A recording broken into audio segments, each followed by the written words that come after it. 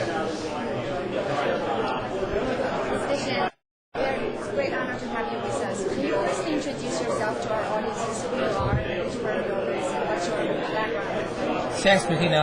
I'm with Secure Capital China. Secure Capital China is a joint venture between myself, my fellow partner Fan Zhang, and Secure Capital US.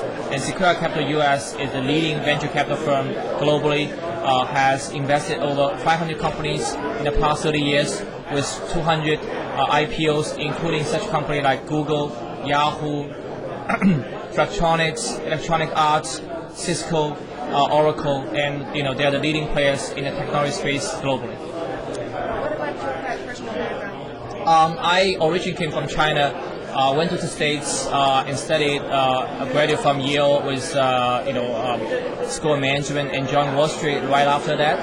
And since has been working in Hong Kong and New York as an investment banker all the way to 1999. And I started C-Chip in 1999 together with other two co-founders, and has grown C-Chip into a multi-billion-dollar company listed on NASDAQ in year 2003. And I also co-founded Homeinns, which is the largest economy hotel chain in China. And last August, I left the executive position at C-Chip to co-found Secure Capital China. You have been very successful as an entrepreneur. Why do you make such a career switch? Well, I came back from a banking background, and I certainly view myself more as a deal guy or as an investment guy. I enjoy a lot of my entrepreneurial career at the C-Chip and as well at the Homeinns. It's wonderful to see a company which I started to become a multi-billion-dollar company. But I think to leverage my skill in a better way, it's best to get into a full-time investment positions whereby I can leverage my skill set and to build the next C-Chip, the next Baidu, the next Homeinns. So is that how you position yourself as kind of a different from other business, because you have the background as in an entrepreneur, so you can leverage your experience as an entrepreneur and better guide the future entrepreneurs on their business operation? Very true. I think if you're looking at the U.S. venture capitalists, there's a good portion of them coming from operation or entrepreneurial background. So being an entrepreneur myself, I think I probably understand better what an entrepreneur might face when he starts his company, the difficulty when he launches his product, his services, how to roll out the product and services in a competitive environment, how to do efficient sales marketing. And oftentimes we share the same experience and frustrations. I think my experience at a C-Chip can certainly helping people to better manage their business and grow their business. What is your typical size of investment? Can you also share with us some of your most or one of the recent deals that you feel most proud of? I think we look at growth companies or companies with big potentials in China. So we don't really limit ourselves to which stage. We're investing in pre-revenue stage, very early stage companies. It could be as small check as $1 million US dollar investment. We're also looking at late stage growth stage companies as big as $10 million, $20 million investment. The important thing is the company, when we invest, still has a big potential to grow. For example, recently we invested in a company called Qihoo, which is a leading community search company in China. Like in many other companies we invest, the team strikes out as one of the leading entrepreneurial group in China. Mr. Qi, who is the CEO of Qihoo, was formerly the president of Yahoo China, and before that he was one of the founding members of 3721, a leading Chinese search companies. So that team has demonstrated its execution ability in the early days. So when they form in this new company, we're very intrigued, has been talking with the company very extensively, and finally make the investment led by us and followed by several other investors. And this is a very typical company like ourselves, whereby we back the leading entrepreneur in China with proven track record.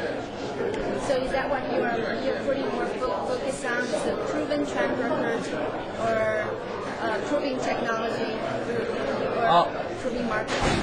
I think certainly we will want to looking for a product and services whereby already has a strong demand for such product. So proving market is quite important. As far as entrepreneur is concerned, I think everybody has been going through a learning curve.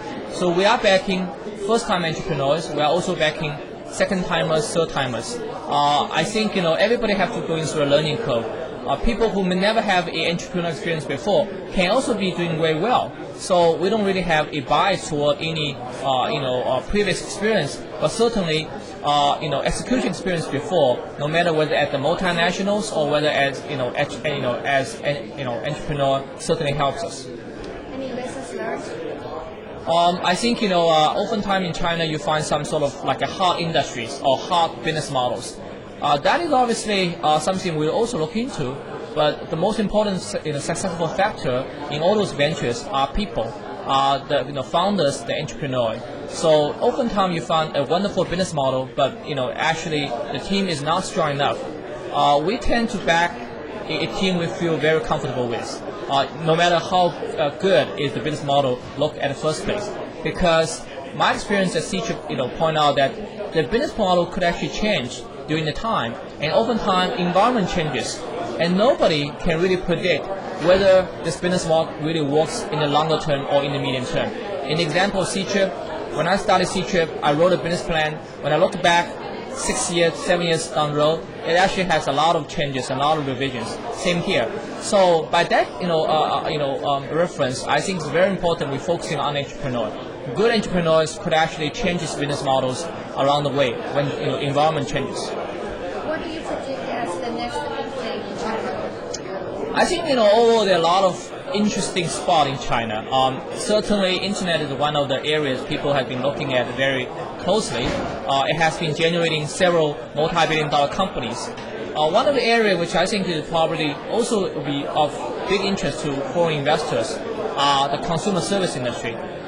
The fundamental driving force for the economy growth in the past 10 years is when people's disposable income reaching a level, people are looking for premier consumer products and services.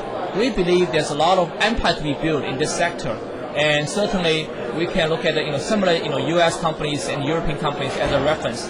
At this moment, I believe there's over 200 companies in the U.S. with over $1 billion market cap targeting consumer sectors. In China, I won't be surprised in the next 5 to 10 years, there will be 10, 20 such companies at least to be made. And I think as long as you find the right sector with the right entrepreneur, you will find such empire builders. For the future entrepreneurs who are actively crowdfunding, any words of wisdom to them as to what they should do to attract your eyeball or get your money? I think entrepreneurs have to be passionate about their business. I think it's very important. Obviously he has the skill to back his plan, his vision. But no company could be successful without a founder devoted and passionate about his business. Secondly, I think the entrepreneur have to be has a very good detailed execution plan.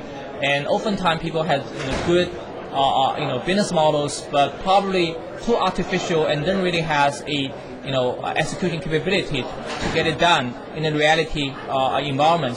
So I think that's another key factor to be successful. Thank you. Thank you. Thanks. Thanks.